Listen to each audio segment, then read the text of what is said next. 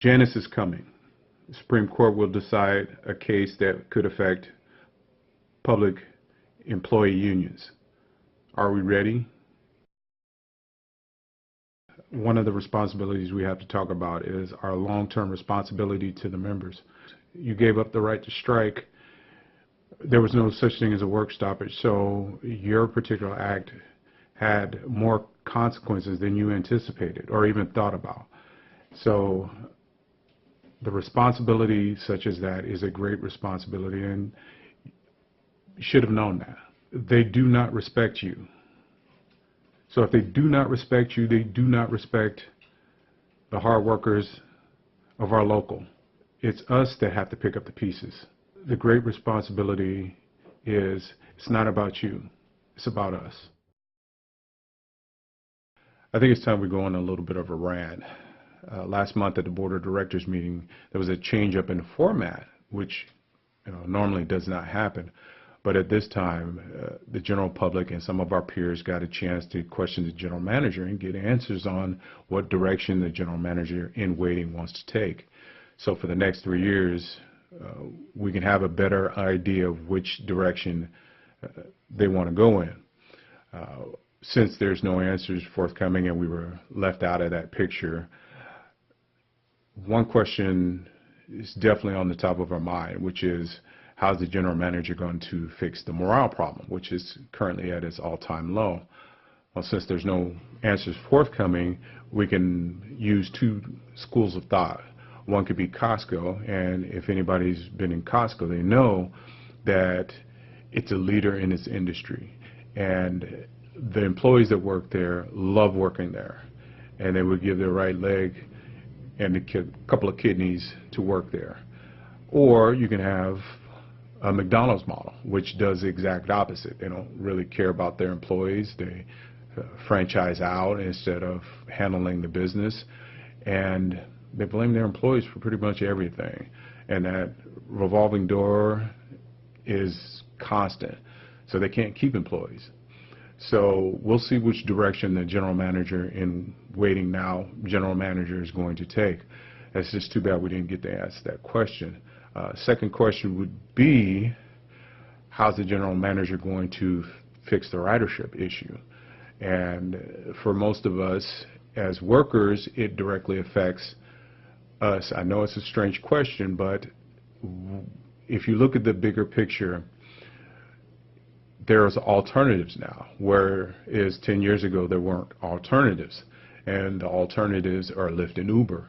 Well, what is the company going to do about that problem? Are they going to continue to focus on strictly the transit dependent because of all the gentrification and all the taxation and buildings that are being built with no parking? Are they strictly focused on that and hopefully they jump over to public transit?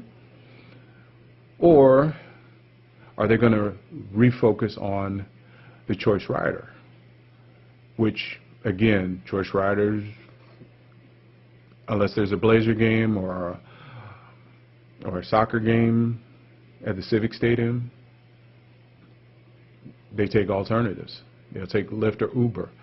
So what makes those alternatives a $15 tab instead of a $2.50 tab?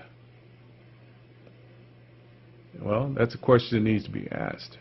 And as an employee, we have to worry about that, like it or not, because it directly affects our staffing levels. Capital projects is everything. But service, again, are we investing in the infrastructure or are we investing in future gambling? Time will tell.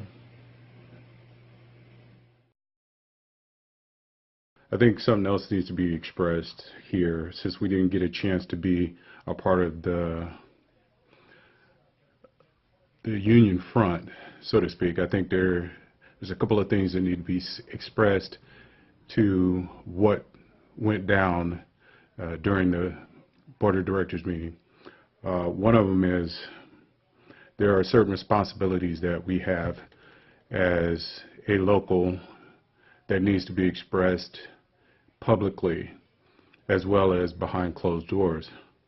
And one of those I think we need to delve into is when you present yourself to the general public, there's a certain responsibility, or should I say responsibilities, that you need to take to ensure the best possible face for what you're trying to do, which is represent the members of the local. One of those things is the term briefing.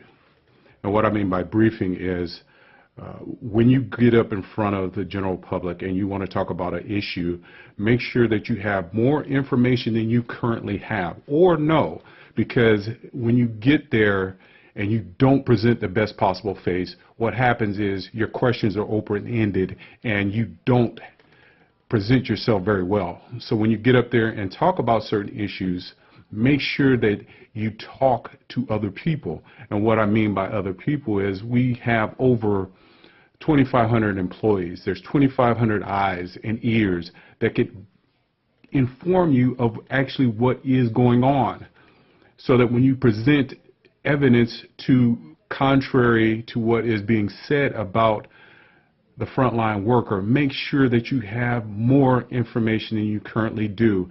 So when you get up there and sound unintelligent and the rebuttals that you put forth are weak, then you look silly. Briefings are a responsibility for those who get up there in front of the general public and present a unified face to the local. And what we saw wasn't that. So the responsibility of having more information is what we need to present ourselves in the best light, so that we don't get questioned or we just get laughed off. So what went down was not the best possible face. So more information is beneficial, not less. And we don't know it all as individuals. So we need to come together collectively and present the best possible face for our local.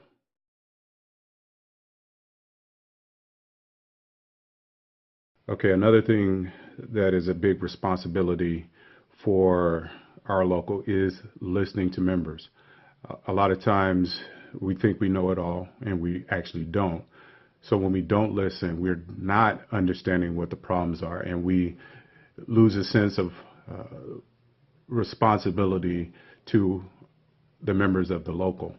And when there's verifiable information presented, how is our local handling it? Are we putting the information forward? Case in point, when the question on transit worker safety came up, the mention of 4 assaults came up. Well, what's the bigger imprint? 93 attacks from the year before or 4 this year? Well, I would say if you're not listening and getting all the verifiable information which was sent, and then you don't use it when trying to make a point, that means you're clearly not listening to what's going on. All those eyes and ears that report situations, you're not listening. So when you're not listening, you're not understanding what's going on with the frontline worker. You can make all the claims you want, but if you're not listening, then you're not understanding the plight of the frontline worker. Let's take, for instance, that particular subject, transit worker safety. The information that was presented to you, you should have listened to it. Since 2012, transit worker assaults / attacks have been on the rise in our district. You've been told this. 2014, there was 28. 2015, 41. 2016, 55. 2017, the highest it's ever been, 93 attacks. Now, since the meeting, there is currently 29 attacks on transit workers. But you didn't present that in front of the board of directors to make a point which you were trying to make about what is going to happen with transit worker safety. When you don't listen like that and you don't take into account verifiable information, the message of the transit worker gets lost. And when that happens, then we're not together in solidarity. So in 2013, there was a statement made that after each incident, there is a review and a re-review of the issue of transit worker safety. Now, since then, since 2013, there have been 246 employees that have been attacked since then. All of this information you have, and yet you say 4. 4. You have the responsibility to listen to the frontline worker.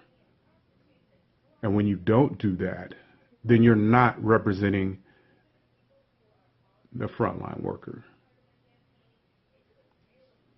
And a side note on one of our other peers, you had the opportunity to make a difference when you could have. Now you want to pit one side versus the other and saying one is doing more than the other. 29 this year and counting. And you want to stand arbitrary to wishing something gets done. You had the opportunity, you decided not to take it and kick the can down the road. So we shouldn't be hearing that one side's doing something when we still have 29 and counting. And this is spring now.